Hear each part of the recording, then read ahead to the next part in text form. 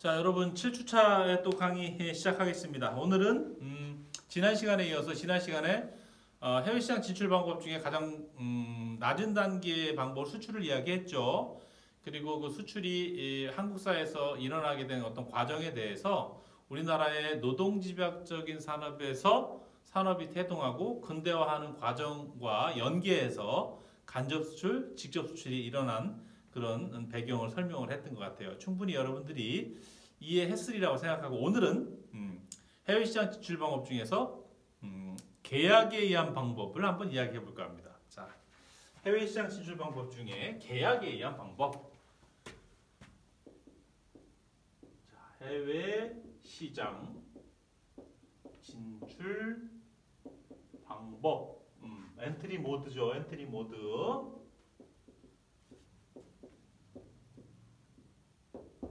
오늘은 뭐죠, 여러분? 두 번째로 계약에 의한 방법. 계약은 영어로 contract라고 하죠. contract.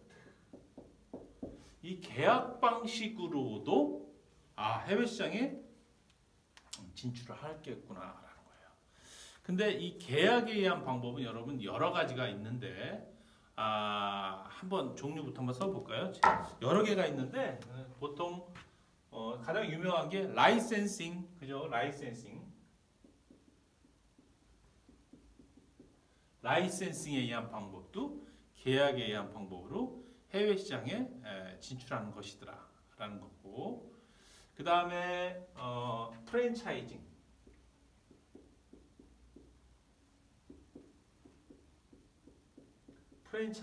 이것도 계약에 의한 해외 시장 진출 방법이 있더라라는 거예요.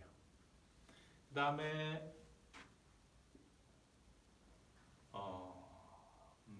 계약 생산 있죠? 계약 생산이라는 것도 있고, 또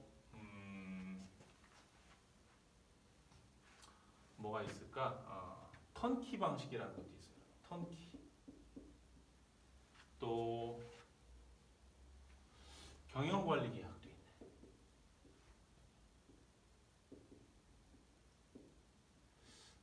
더 있을 수 있는데 요 정도만 설명을 해볼까 합니다.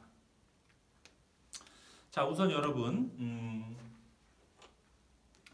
자, 라이센싱은 뭐냐면 여러분 기업이 자기 기업이 갖고 있는 어떤 능력을 빌려주는 거야.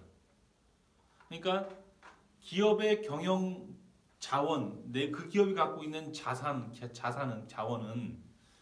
유형 자원과 무형 자원을 크게 나눌 수가 있는데, 유형 자원은 여러분 뭐예요? 눈에 보이는 거잖아요. 뭐 책상, 의자, 컴퓨터, 건물 사옥, 공장 설비, 땅, 사옥 이런 거, 부동산, 돈, 이거 유형이죠. 무형 자원은 뭐야, 여러분? 보이지 않는 자원, 보이지 않는 그 기업의 능력. 대표적인 무형 자원은 뭐죠? 두 가지가 있는데, 대표적인 기업의 무형 자원은 기업의 브랜드, 또 그 기업이 갖고 있는 기술, 그렇죠? 그러니까 결국은 무형 자원을 쓰게 해주고 거기에 대해서 반대급부로 로열티를 받는 거예요. 그러니까 라이센싱의 대상은 주로 브랜드하고 기술이라고 볼 수 있고, 여기에 대한 대가로 로열티를 받는 거죠. 그렇죠? 그리고 이 브랜드와 기술은 그러면 교수님 왜 이 기업은 브랜드와 기술을 해외에 있는 다른 기업에게 쓰게 해주고 거기에 대한 대가를 받습니까? 차라리 그냥 자기 기업이 만든, 자기가 붙인 브랜드와 자기 기술을 만든 그 제품을 수출하면 되지. 지난주에 얘기한 수출을 하면 되지 않습니까? 직접 수출. 왜 꼭 그걸 뭘 빌려줄 필요가 있습니까? 우리가 직접 만들어 수출하면 돈을 더 많이 벌 것 같은데.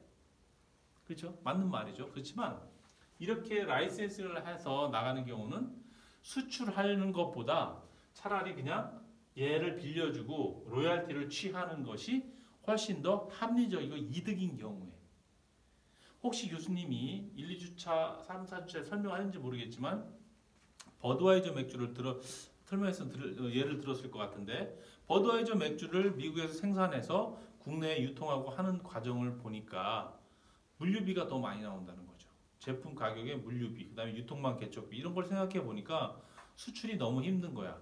버드와이저 맥주가 굉장히 고단가 품목이 아니잖아요. 고부가가치 품목이 아니기 때문에 그 저렴한 저부가가치 제품을 소비품을 갖고 그렇게 많은 절차와 그다음에 많은 돈을 추가 비용을 들여서까지 수출을 하는 게 맞느냐? 그것보다는 차라리 한국에 맥주를 생산할 수 있는 좀 품질 좋은 생산업자와 계약을 통해서 우리 제품 버드와이저 맥주에 브랜드를 붙일 수 있게 해줄게. 그리고 우리 맥주 고유의 맛을 낼 수 있는 기술도 알려줄게. 네가 대신 우리 라벨을 붙이고 우리 기술을 이용해서 생산한 제품을 한국 맥주 시장에 팔아다오. 너네가 팔아서 수익을 챙기고 그 중에 일부를 나에게 이거를 내가 공여해준 그 대가로 로열티를 좀 다오 이렇게 되는 거죠. 그러니까 이 경영자가 한국에 맥주는 수출하는 것보다는 그쪽에 계약에 의한 진출로 인해서 라이센싱 방법으로 이렇게 로열티를 받는 게 더 낫겠더라라고 판단했을 때는 이러한 방법으로 그 시장에 진출하는 거예요. 그렇죠? 근데 또 그런 경우도 있고 또 라이센싱을 하는 경우도 이런 경우도 있어요, 여러분. 수출을 하려고 보니 해당 국가 시장의 무역 장벽이 너무 높더라. 그 국가 시장의 통관 절차에 있어서 관세를 너무 높이 부여해서 우리가 그 관세를 부여받고 해당 국가의 유통시장에 뛰어들었을 때 그쪽 현지 기업의 동일한 제품군과 현지 시장에서 경쟁하기에는 좀 우리가 어렵더라. 그 기업, 그 나라가 무역 장벽이 높아서 차라리 수출이 어렵고 그쪽 기업과 계약을 해서 이걸 공유해주고 로열티를 받는 게 낫겠다. 이런 경우도 있어요. 그러니까 여러 가지 목적에서 수출보다는 라이센싱을 선택하기도 하더라라는 거예요. 다음은 계약에 의한 방법 중에 프랜차이징이 있죠. 프랜차이징은 여러분들이 딱 생각하면 주로 패스트푸드점 많이 떠올릴 거예요. 그렇죠? 롯데리아, 맥도날드, KFC, 뭐 베스킨라빈스, 또 피자 가게 많죠? 이런 것들이 모두 프랜차이징 방식으로 해외 시장에 진출하는 기업들이에요. 프랜차이징이 적합한 기업 업종이 좀 있는 거죠. 그러니까 패스트푸드점이나 뭐 아이스크림 전문점, 뭐 피자, 그렇죠? 이런 것들을 많이 이제 떠올리고 이제 사실은 프랜차이즈업에 더 적합한 것들은 호텔 체인도 있을 수 있고 여러분 렌트카도 있고 그래요. 여러분들이 알고 있는 뭐 호텔 유명한 뭐 힐튼 호텔, 뭐 라마다 호텔, 하이아트 호텔, 그죠? 뭐 메리어트 호텔 이런 것들 모두 프랜차이즈예요, 여러분 프랜차이즈. 한국에 있는 뭐 메리어트 호텔, 하이아트 호텔 프랜차이즈 하나의 점포예요, 점포. 다만 그 점포가 롯데리아나 맥도날드처럼 개인이 할 수가 없기 때문에 파리바게뜨처럼 그 호텔 사이즈는 크잖아요. 그러니까 우리나라 대기업들이 그냥 가맹점주가 되어 있는 것뿐인 거죠. 그죠?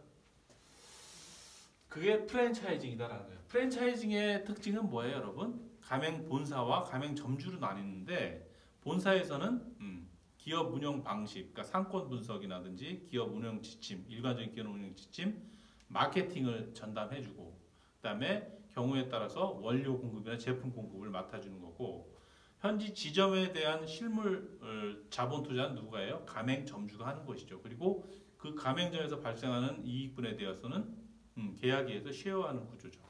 그러니까 기업 입장에서 봤을 때 프랜차이즈 방식은 해외 시장을 진출을 함에 있어서 자기 기업의 자본 투자 없이 쉽게 해외 시장을 공략할 수 있는 방법 중에 하나가 될 수도 있겠네요. 그렇죠?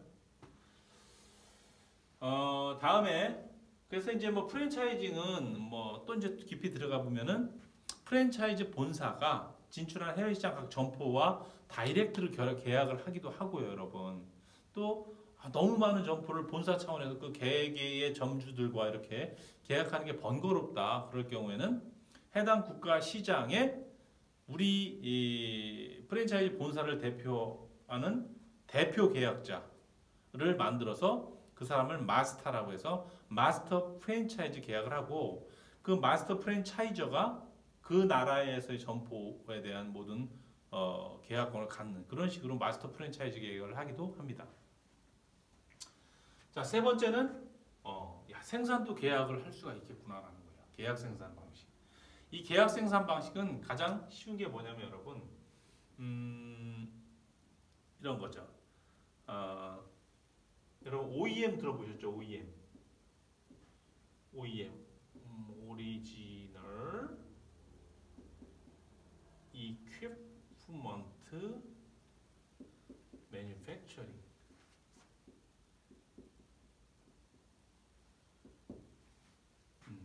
이거 한국말로 하면 뭐예요, 여러분? 주문자, 상표, 부착, 생산, 방식. 우리 보통 떠드는 말로는 그냥 하청 이렇게 하청, 그렇죠? 들어봤죠? OEM. 야 이거 값싼데 이거 이 옷 중국 OEM 제품이야? 뭐 이런 거 많이 들어봤을 거예요. 중국 OEM 제품이야. 그러니까 이런 거예요, 여러분. 제일 좋은 게 나이키 예를 들면 되겠네요. 나이키 운동화 어때요, 여러분? 나이키 운동화 많이 신으시죠? 많이 신어봤을 거예요. 나이키 운동화 어때요, 여러분? 교수님이 지난 시간에 강조했던 노동집약적인 산업과 자본집약적인 산업으로 구분했을 때 나이키의 스포츠화 이거는 노동집약적인 산업이에요? 자본집약적인 산업의 재화예요? 나이키의 운동화는 다분히 노동집약적인 산업의 재화입니다. 그러니까 당연히 나이키 운동화가 생산되는 데 있어서 노동의 투입 비용이 큰 것이죠. 나이키 운동화 가격의 많은 부분을 노동자가 생산 현장에서 받아가게 되는 임금 부분이 큰 부분을 차지한다는 거예요. 그러니까 나이키 본사는 미국에 있지만 미국에 있는 이 본사는 그 나이키 운동화의 생산을 미국에서 할 경우에는 어떤 현상이 벌어질까요, 여러분? 자기네들이 생산하는 재화인 스포츠화는 다분히 임금이 많이 들어가는 재화인데 미국의 임금 수준은 굉장히 높겠죠. 그럼 어떻게 해요? 시장에서 가격 경쟁력이 없겠죠. 그러려면은 생산을 임금이 싸고 풍부한 곳으로 생산 기능을 옮겨서 해야 돼요. 그렇죠? 그렇죠? 그것도 자기가 직접 투자를 하는 게 아니라 그쪽 국가에 임금이 풍부하고 저렴한 그런 여건을 갖고 있는 국가에 운동화를 만들 수 있는 기업과 계약을 하는 거죠. 이거 우리 나이키 운동화 이러한 원재료로, 이러한 재질로, 이러한 디자인으로, 이러한 기술을 넣어서 생산을 해다오. 그럼 내가 다 사줄게. 니네 생산 계약을 통해서. 그리고 우리 나이키 제품 상표를 부착해줘. 이렇게 되는 거예요. 그게 계약 생산이 되겠죠. 계약해서 생산을 하는 거예요. 나이키가 베트남이나 중국에 있는 모 기업과. 그리고 그 기업에는 감독을 하겠죠. 나이키의 어떤 품질 수준을 유지할 수 있게끔. 그죠? 그게 OEM이라고 볼 수 있어요. 이것도 계약 방식에 의한 해외 진출이다. 자, 그 다음에 턴키라는 것이 나오는데 여러분, 턴키 이거 어디서 많이 들어봤을까 여러분들? 주로 턴키는 공사 현장에서 많이 나와요, 여러분. 턴키라는 용어는. 이번 공사 턴키 방식으로 한대. 턴키 방식으로 수주한대. 턴키 방식으로 건설업자가 공사한대. 뭐 이런 얘기를 하게 되는데 턴키라는 것은 뭐 이거죠. 그냥 턴키예요. 턴키. 열쇠를 던져준다. 누구에게? 네, 공사를 의뢰한 사람에게.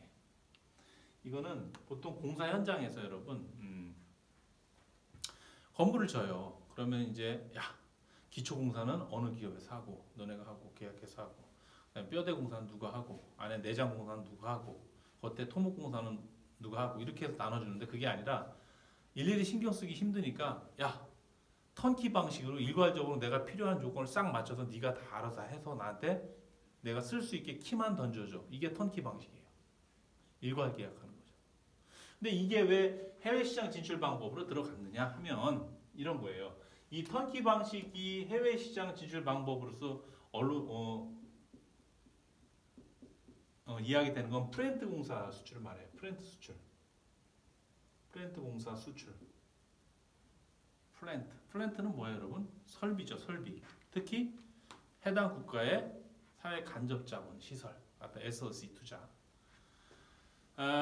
그런데 보통 우리나라 대통령이나 어떤 그 정부 관료들이 해외 시장에 가면 어떻게 돼요? 해외 외교 활동을 가면 그 나라에 가서 뭐 우리나라 뭐 원전도 수주도 해오고 아니면 뭐 리비아의 대수로 공사를 이렇게 획득해 오기도 하고 뭐 대통령님을 비롯해서 뭐 정부 관료들도 하나의 국가 마케팅을 하는 거죠. 외교의 일환으로서.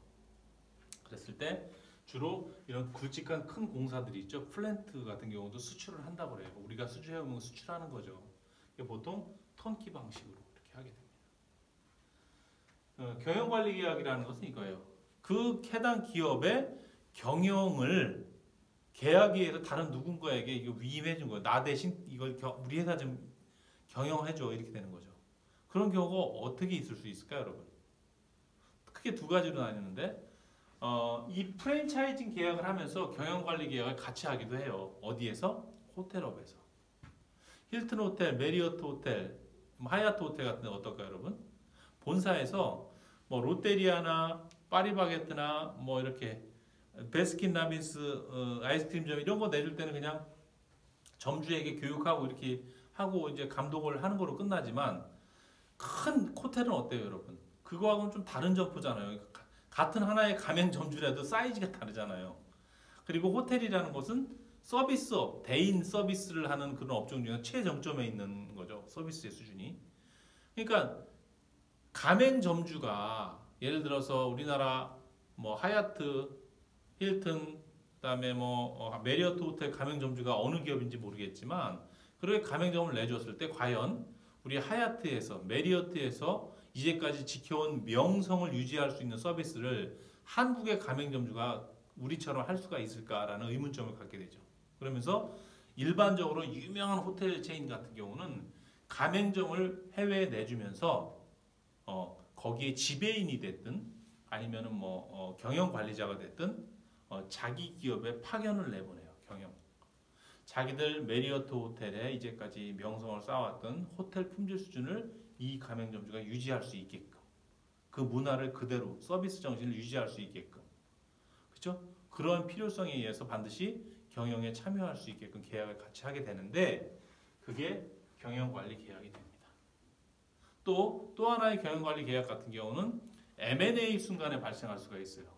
M&A 들어봤어요, 여러분? 인수합병. 기업이 인수합병 될 때 다시 M&A가 아니라 합작투자, 조인트 벤처, 합작투자 기업이 만들어질 때 두 개의 기업이 합작한 법인이 만들어졌을 때 합작기업은 시한부 기업이에요, 여러분. 이게 언젠가는 없어지는 기업인데 그 없어졌을 때 이제 누가 경영권을 인수하냐의 문제를 갖고서 처음부터 경영관리 계약을 하는 경우가 있는데 그거는 다음 시간에 해외 직접 투자할 때 여러분 직접 투자할 때 그때 교수님이 자세히 이야기를 할게요. 그래서 오늘은 계약에 의해서도 해외 시장에 진출할 수가 있는데 그 중에서 라이센싱, 프랜차이징이 있고 계약 생산이 있고 턴키가 있고 경영관리 계약 같은 종류가 있긴 하더라. 근데 일반적으로 빈번하게 발생하는 것은 라이센싱과 프랜차이징이 이제 계약에 의한 방법으로 해외 시장 진출하는 개념에 많이 쓰이고 그와 맞물려서 계약 생산, 턴키, 경영관리 계약 같은 것도 계약에 의한 해외 시장 어떤 진출의 한 범주로 봐줄 수가 있더라라고 이렇게 여러분들이 이해하면 될 것 같아요. 그래서 자 오늘도 이렇게 해서 6주차, 7주차 강의를 이제 마무리하는 단계에 와 있습니다. 그래서 자 그래요. 그래서 여기서 마무리하고 다음 주에 해외 시장 진출 방법 그렇죠? 다음 주에 8주차에는 해외 시장 진출 방법으로 여러분들과 강의를 만나볼 수 있도록 그렇게 합시다. 그래요. 수고 많았습니다. 여기까지 하겠습니다.